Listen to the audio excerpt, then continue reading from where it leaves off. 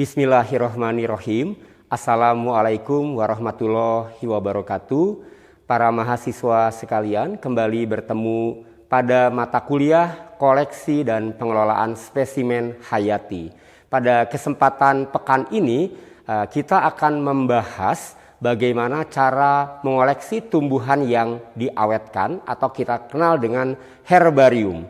Nah, herbarium tadi mengandung pengertian tadi sudah saya jelaskan adalah spesimen tumbuhan yang diawetkan kemudian ditempel pada kertas ukuran sekitar A3 dan diberi keterangan label tentang jati diri herbarium tersebut.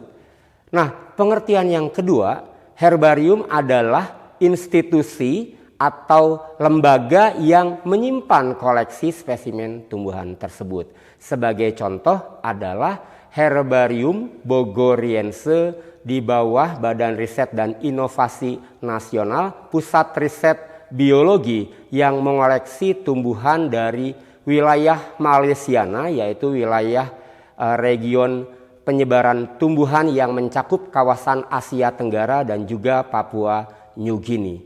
Contoh lainnya adalah Herbarium Jatinangoriense, yaitu herbarium yang berada di bawah Departemen Biologi FMIPA Unpad yang merupakan salah satu teaching herbarium.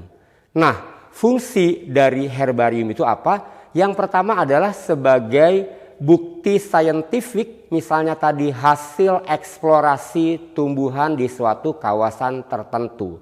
Fungsi yang berikutnya adalah herbarium berfungsi untuk identifikasi tingkat takson, baik takson di bawah spesies ataupun takson di atas spesies. Kemudian herbarium ini juga bermanfaat untuk keperluan penelitian di bidang taksonomi tumbuhan. Nah, macam-macam herbarium itu ada beberapa jenis. Yang ada di depan saya ini adalah herbarium kering atau dry herbarium. Spesimen herbarium yang diawetkan kemudian dikeringkan, ditempelkan kepada kertas tertentu. Sehingga spesimen ini bisa bertahan lama. Sebagai contoh adalah tumbuhan ini dikoleksi pada tahun 87, yaitu ketika mahasiswa biologi Unpad pindah ke Jatinangor, di mana herbarium Jatinangor itu berdiri sekitar tahun 86. Jadi ini koleksinya masih tersimpan. Kemudian selain dari Jatinangor, tumbuhan-tumbuhan tersebut juga dikoleksi dari berbagai wilayah di Indonesia. Sebagai contoh, tumbuhan mangrove ini yang kebetulan saya kolektornya dikoleksi dari kawasan Kepulauan Kabaena di Sulawesi Tenggara. Kemudian juga ini ada beberapa spesimen yang dikoleksi dari Kepulauan Riau dan ini dikoleksi sekitar tahun 2002. Baik, berdasarkan jumlah koleksi spesimen herbarium terdapat beberapa jenis herbarium. Yang pertama adalah internasional herbarium, di mana jumlah koleksi spesimennya mencapai lebih dari 4 juta spesimen. Contohnya adalah Kew Herbarium yang terdapat di Inggris, kemudian Leiden Herbarium yang terdapat di Belanda. Kemudian juga ada Herbarium British Museum. Jenis yang kedua adalah National Herbarium, di mana jumlah koleksi spesimennya sekitar 2 juta spesimen. Contohnya adalah Herbarium Bogoriense. Kemudian ada juga yang disebut dengan Local Herbarium, itu herbarium yang mengoleksi flora-flora lokal. Contohnya ada Herbarium Manokwari di Papua untuk mengoleksi tumbuhan-tumbuhan yang ada di Papua. Kemudian ada Herbarium Wanariset di Semboja, Kalimantan Timur yang mengoleksi berbagai jenis tumbuhan dari Kalimantan. Kemudian yang berikutnya ada Teaching Herbarium atau herbarium yang digunakan untuk pembelajaran. Sebagai contoh Herbarium Jatinangoriense yang ada di kampus Unpad ini, kemudian ada Herbarium Universitas Andalas, ada Herbarium Bandungense di bawah SITH ITB. Kemudian yang lainnya ada yang disebut dengan spesial herbarium, di mana spesial herbarium ini adalah mengoleksi jenis koleksi tertentu. Misalnya ada Silarium bogoriense yang mengoleksi jenis-jenis kayu di bawah Puslit Kehutanan KLHK. Kemudian ada Herbarium biotrop yang mengoleksi khusus jenis-jenis gulma. Ya, baik, saya lanjutkan. Tadi saya sudah menjelaskan salah satu macam koleksi herbarium berupa spesimen herbarium kering. Nah, koleksi spesimen herbarium lainnya dapat berupa koleksi biji, koleksi basah, koleksi buah atau kita kenal dengan karpologi seperti ini. Kemudian nanti ada koleksi-koleksi untuk kepentingan farmasi yang kita kenal dengan koleksi simplicia. Nah, sebagai bentuk koleksi lainnya ini adalah contoh koleksi herbarium basah. Biasanya spesimen yang dibuat herbarium basah adalah spesimen yang bertekstur lunak, misalnya saja bagian buah pisang atau beberapa spesimen jamur yang kalau dikeringkan tentunya akan rusak untuk mengetahui karakter morfologinya.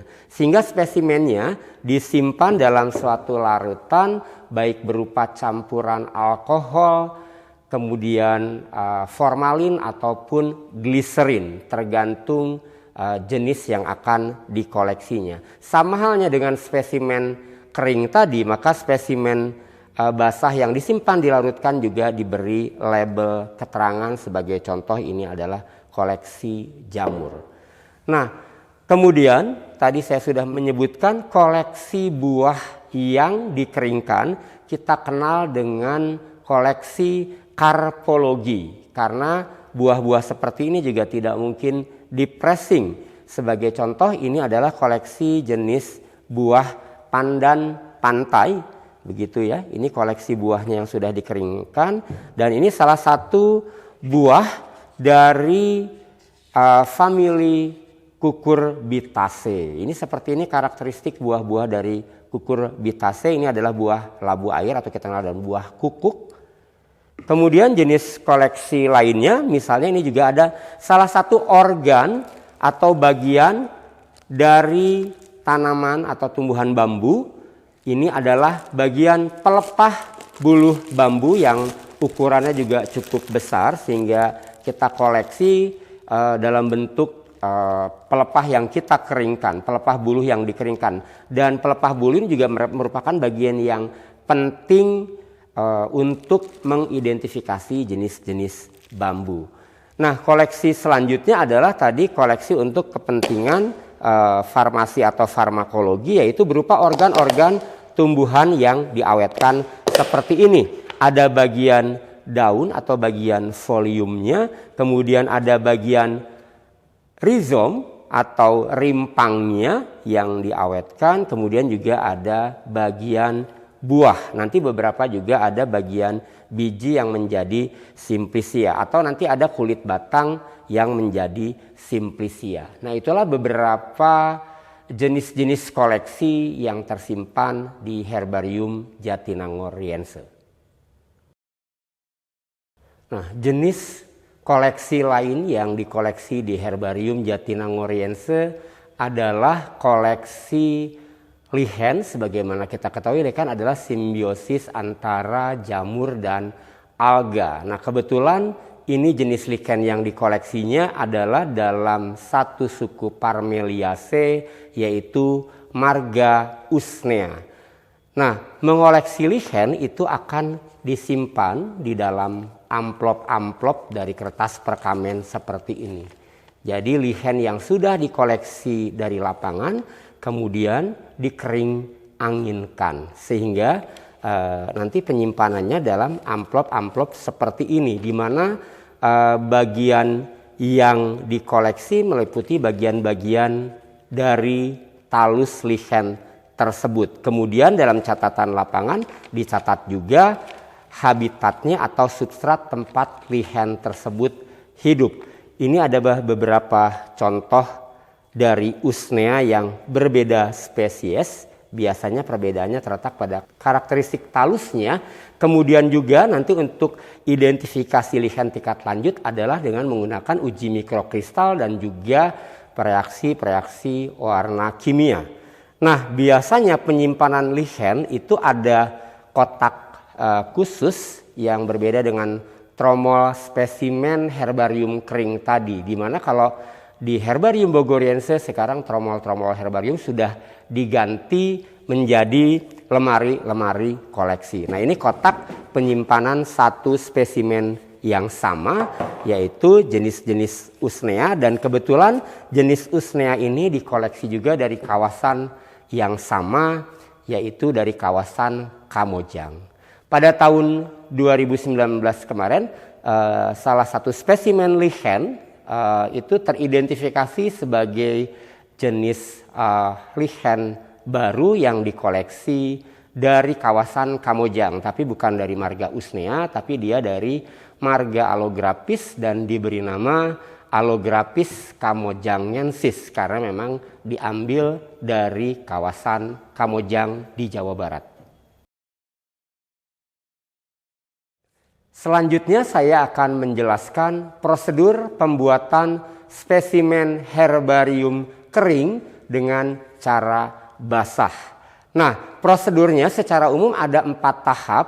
Yang pertama adalah proses collecting, yaitu mengambil sampel tumbuhan di lapangan. Kemudian yang kedua adalah proses pressing dan pengawetan atau pengeringan tumbuhannya. Kemudian proses selanjutnya adalah mounting, menempelkan ke kertas ukuran sekitar A3, dan terakhir adalah labeling, memberi label spesimen herbarium. Nah, untuk proses collecting, peralatan yang diperlukan untuk dibawa ke lapangan, yang pertama adalah koran bekas, kemudian plastik sampel ukuran sekitar 40 x 60 cm, kemudian gunting dahan, kemudian kalau ada kita mengambil sampelnya pada pohon yang agak tinggi, maka kita menggunakan prunik atau gunting dahan yang bisa ukurannya bisa disesuaikan kepanjangan dari jenis tumbuhan yang akan diambil ya. Ini nanti ada pisau pemotongnya juga. Kemudian nanti kita akan mengawetkannya menggunakan spiritus atau alkohol 70%. Mungkin kalau di lapangan saya lebih mudah memperoleh spiritus. Kemudian jangan lupa nanti ada lakban, kemudian tali untuk pengikat, tali rapia, dan ini juga merupakan bagian yang penting. Yang pertama kita harus siapkan buku lapangan atau worksheet untuk mencatat koleksi yang dikoleksi di lapangan. Kemudian label seperti ini, tape label, kemudian ada label gantung. Label gantung dibuat dari kertas mungkin seperti ini, dipotong-potong sekitar ukuran 6 cm x 4 cm, kemudian diberi lubang dan benang nilon untuk mengikatnya. Dan untuk mencatat saya sarankan kalau di lapangan kita menggunakan pensil ya, karena pensil tidak mudah luntur dan catatan kita akan tetap terdata. Kemudian juga kita menggunakan spidol yang waterproof. Inilah alat-alat untuk mengkoleksi di lapangan.